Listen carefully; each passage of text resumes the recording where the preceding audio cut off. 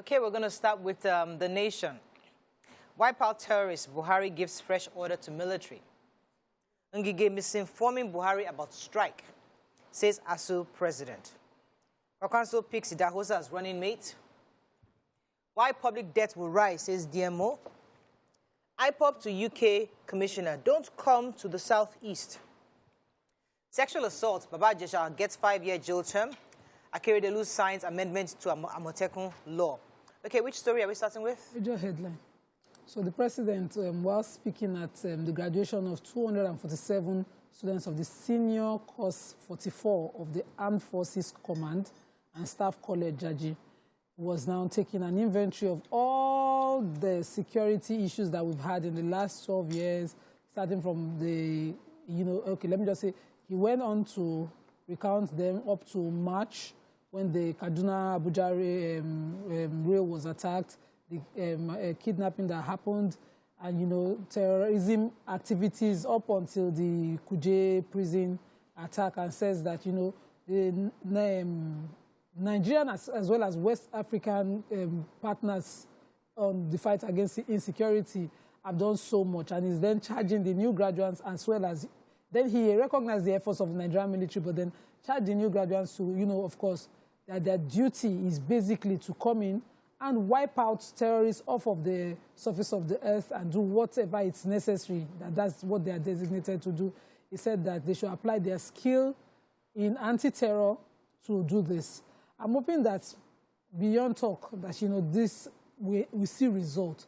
But the way the president took this inventory, you'd have thought it was at a strategic table and saying, okay, they will come from the east. This is their usual pattern. So you people should do the left, the western side attack and all of that. But just as usual, the speeches we hear. Like a speech talk show. It was actually a speech at the graduation. So, okay, so yes, the ASUU president, Emmanuel Osodike, was speaking, and he said that the president has not been properly briefed by the committee through the Minister of Education, and that is why he made the comment, enough is enough, because if he had been briefed properly, he would have understood that the negotiations they have been having hasn't, led to anywhere meaningful, and so he wouldn't make that comment. And he was also accusing the Minister of Labour, saying that the figures they are flying, because they are mentioning that ASUU is demanding 1.23 trillion or 2.4 trillion to, fund, do the revitalization and all that. And he's saying that this amount of money was not what they mentioned. They only specifically mentioned what each union would be needing, and so they did not mention any form of trillion. And they should, the Minister of, that's the Ministry of Education, should stop churning out this fake amount of money. That's not what they have been agreeing on. One of the things that they are fighting for is that they use the payment platform, UTAS, and also go back to their negotiation of 2009 and make sure that the government fulfills it.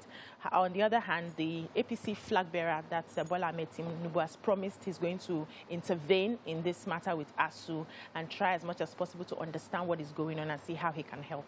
Okay, so I was going to take IPOB. IPOB has cautioned the High Commissioner, Katrina Liang, the British High Commissioner, not to come to the southeast. According to them, there are plans to harm her, and those, according to them, those that are threatening the Biafra restoration project would harm her. And so we wish to advise the British High Commissioner, Katrina Liang, to be more conscious of our environment.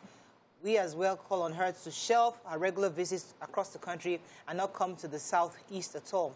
According to them, in spite of their unprovoked attack, they are still a peaceful movement, and that they believe in diplomacy and they really care about her own safety. But when the nation tried to contact the British High Commission, they were unable to respond to this to this comment by IPOB. According to them, they are away on training from Wednesday 13th to the 15th, so they couldn't respond to this thing that IPOB was saying. But hey, I doubt if she'll travel to the southeast with this information. So the new Nigeria People's Party's presidential candidate Rabiu Kwankwaso has picked Bishop Isaac Idahosa as his running mate for the 2023 general elections. This vice president is a Christian, is a pastor from Edo State, though he was born and raised in Niger State. His church is called God First Ministry. He's also known as Illumination Assembly in Lekki, Ajah. He's married to his wife, Christy, and they're blessed with 2 children. They still, the national vice chairman of the All Progressive Congress has ruled out Kwankwaso as a threat to the to APC winning, because the Kwankwaso team have always felt that because they are the only candidates running from the Northwest, they have a block, and that they would be able to take that vote from APC. But the Northwest National Vice Chairman is saying that is not going to happen.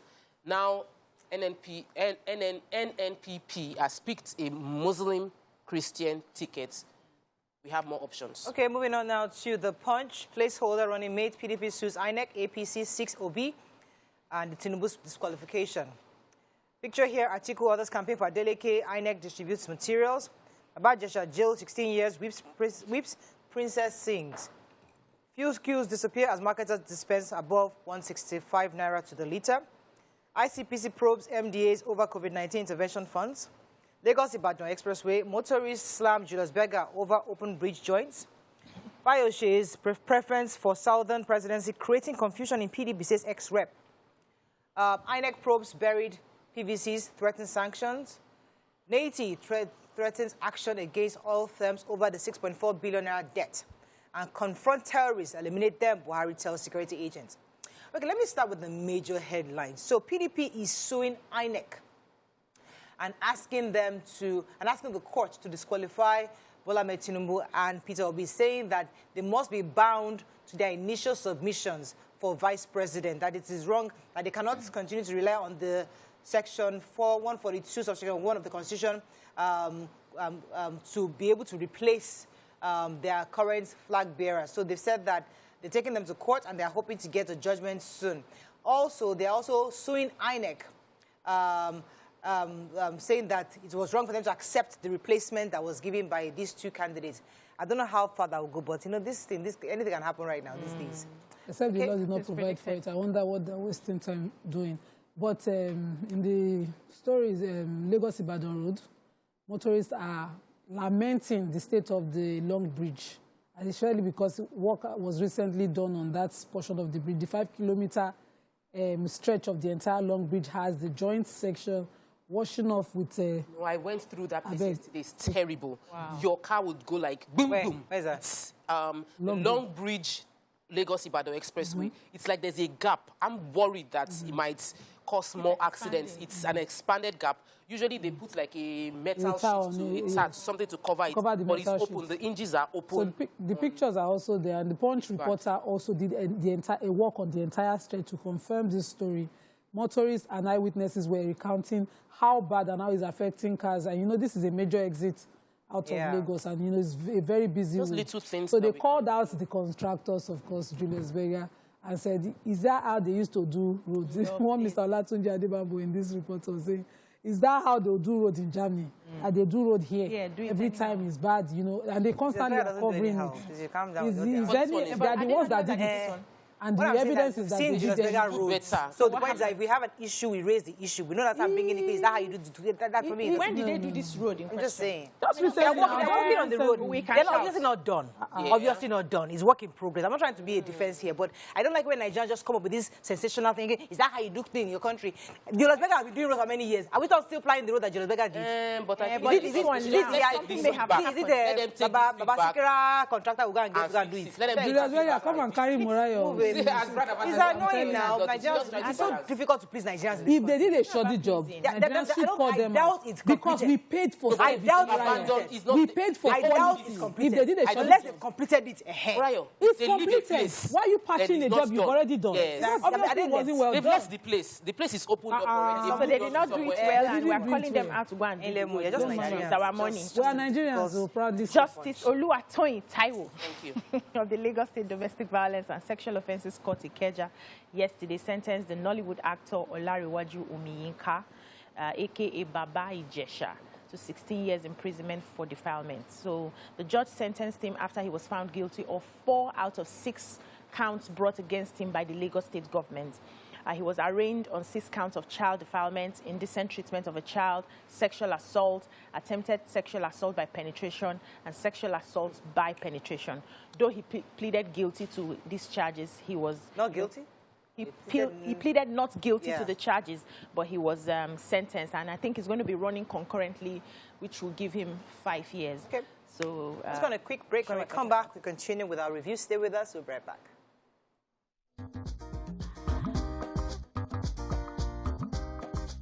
Stay tuned. Your View will be right back. Thanks for staying with us. We're still reviewing the papers. Talk about the story in Punch. Yes, so information coming from the Kuje prison break states that 421 inmates who fled the facility during the break are now in custody. Only 454 are at large. This information was released to the chairman of the Committee of Correctional Services, Edwin Anayo, who he disclosed it on Thursday, said the lawmakers met 115 inmates. And if you do the calculation, it means that about 454 are still at large. Those at large still include the 69 suspected Boko Haram members who had escaped. And, yeah, of course, that's the end of the story. Okay, there's one more thing. The queues are back. I mean, the queues are gone, which should be good news. But the truth is the queues are gone simply because fuel prices have gone up. Now, the conversation is the marketers have been talking since that they cannot sell at 165, not sustainable. So, since the government did not say anything, and right now they said the federal government keeps mum on the upward review of PMS. Yeah. So petrol now sells above pump price, and the federal government isn't saying anything officially on why it is selling that. Is there any regulation as to how high any of the marketers can sell the fuel? Moving on to Daily Sun. We should not complain. APC chiefs, those that are paying in Abuja, you that are paying in Lagos are complaining. You know what they're paying in Abuja for many years? 300 naira per litre. Daily Sun. APC chief Shitima's unveiling as Bola Tinubu's running mate. INEC vows to sanction PVC destroyers. Release IPOB leader Nnamdi Kanu now. Ortom charges FG. Memo to Buhari alleging my resignation from APC fake, says Oshimbajo. Buhari restates commitment to secure and peaceful Nigeria. Oyo Deputy Governor loses bid to stop impeachment. Troops kill 48 terrorists as 3,858 surrender in Northeast. And Buhari and Minister lying to Buhari about lecturer strike, says ASUU. Okay, which story? Okay, so INEC is upset right now because there are pictures making the rounds of some people burying PVCs, and they're saying that they'll do the needful, and if those people are found, according to Festus Okoye, of course, he says that they would sanction such people. According to him, he said the commission is not taking these allegations lightly. We have commenced immediate investigations, and anyone found culpable in this diabolical scheme, clearly intended to disenfranchise Nigerians, will be sanctioned under the law. Every eligible Nigerian who registered as a voter is entitled to his or her PVCs, and the constitutional right to vote in any election must never be suppressed or abridged in any way. I think I second him on that. I'm hoping that the investigations are swift, and that, you know, we'll see the faces of these people. Yeah. So the special advisor on media and publicity, Lalo Akande, for the vice president, has confirmed that the memo making the rounds that was signed June 24th or 23rd, that about the vice president's resignation from the party is fake.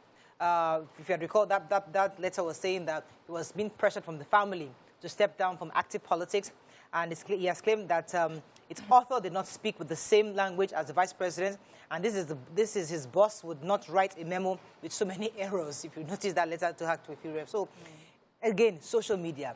So many things just come out there. Fake news is rife, and people keep sharing these videos, and it's just sad. Messages. So let me quickly take the story of a lawmaker, one of the lawmakers, Dr. Daniel Charles of the People's Democratic Party, who defected from APC, has gotten a Court of Appeal judgment from Justice Adegbe, saying that Dr. Daniel Charles should return all the salaries he got, because after he decamped, according to the law, he shouldn't, if he decamps, he loses his seat. And he has asked the Speaker of the State House of Assembly to declare that seat vacant. It's interesting to see if this applies within the state, if it would apply on the federal level too? We have some senators who have decamped, House of Rep members have decamped. Would there also be a judgment saying that they should vacate their seats and declared vacant? The Benue State Governor, Samuel Ortom, is urging the federal government to release without delay the detained leader of the indigenous people of Biafra, IPOB, Nnamdi Kanu. He said that Kanu's release will allow the peace process in the country to be taken seriously. He also mentioned that Kanu's case is a socio-political challenge that must be dealt with politically. And he went ahead to say that the Boko Haram people who have posed greater threats to the country have been freed, some have been resettled, some even integrated into the armed forces, that he is asking Nnamdi Kanu's release so that it will show that one side of the country is not being marginalized. And he went ahead to call on the Igbos in diaspora, saying that they should work towards the unity of the country, that charity begins at home. Everything they need to be thinking about is how to ensure that the country is moving forward instead of any form of division. Okay, so let's move on quickly to Vanguard. Selfish northern governors push Tinubu into same faith ticket. PDP crisis, I'm open to meeting with Wike, says article. But he has met him already. I was offered 100 million naira to endorse Obasanjo's third-term agenda, says Gbajabiamila. Okanso picks Pastor Idahosa as running mate. Varsity strike, why federal government rejected BRICS committee report, says presidency. ECOWAS court declares Twitter ban unlawful. Aviation fuel, 80% of Nigerian airlines not creditworthy, says investigation. FG releases 2021 debt sustainability analysis. Okay, I was going to take the story concerning the ASUU strike. So, for those of you that don't know, if you recall, the federal government has set up a committee, BRICS-led committee, to renegotiate the 2009 MOU agreement. If you recall, that's one of the demands that ASUU is making. First of all, let us have the UTAS, and then let us renegotiate. So this BRICS-led committee was set up by the federal government to renegotiate. But unfortunately, the presidency is rejecting their submissions because, according to them, they had asked for a 180% increase in salary for ASUU, and maybe like about 10% increase for non-teaching staff. And according to them also, they're saying that by the time they review the numbers, that they'll be asking for 2 million naira monthly, they're coming to about 19-point-something million naira annually, and then with their extra allowances, it comes to about 23 million annually.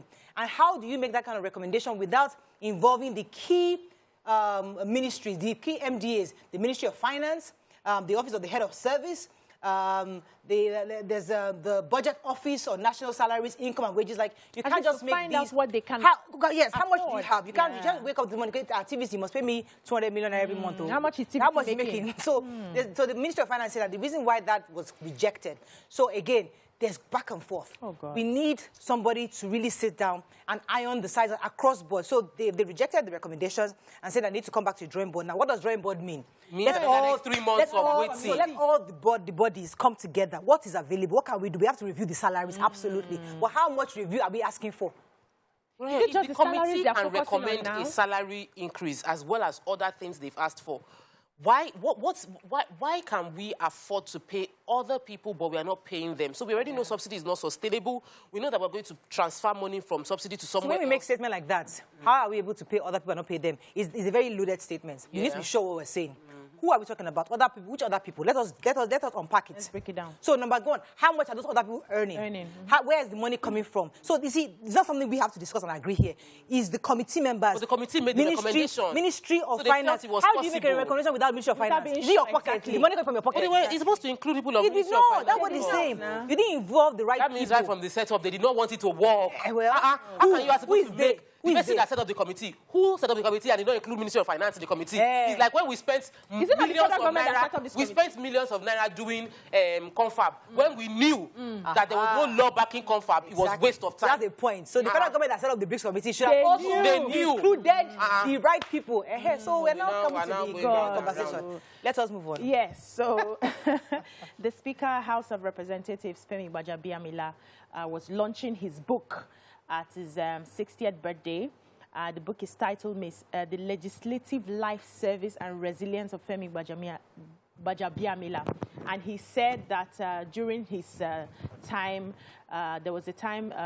we're talking about the third term for the former presidency, President Olusegun Obasanjo, and he was offered 100 million to support the third term agenda, but he rejected this money, and he said there was a lot of pressure. They were hiding in a particular place, I think Asokoro, and they were having meetings. The meeting would start 11 a.m. to 4 a.m. just to try as much as possible to push it, but he was so happy when finally the thing did not survive on the floor and he was killed. And so there's a lot of pressure with that office that he's holding. A lot of things happened there, and he, went ahead to explain some of those things in his book. So I think people should read the book and understand what he's going through. Okay. Please let me quickly take the story of aviation industry. So they say over 80% of the domestic airlines are not creditworthy, which means that they cannot be trusted by marketers to give them aviation kerosene, which is why we have a lot of delays, because they have to pay upfront for aviation fuel. They also mentioned that many of these local airlines might have to raise flight ticket to 100,000 naira single movement following the significant rise in the price of the product.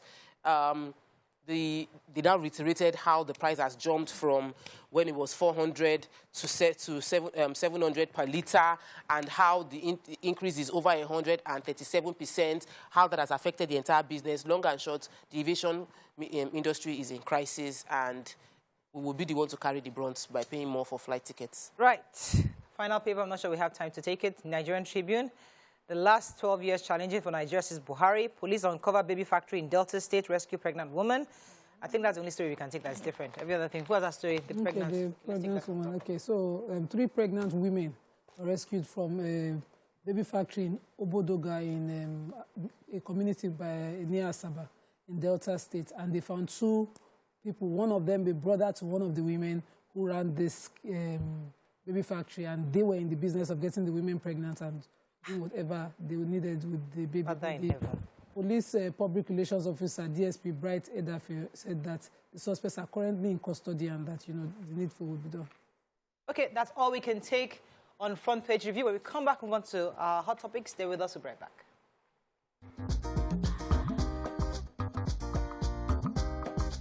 Stay tuned. Your View will be right back.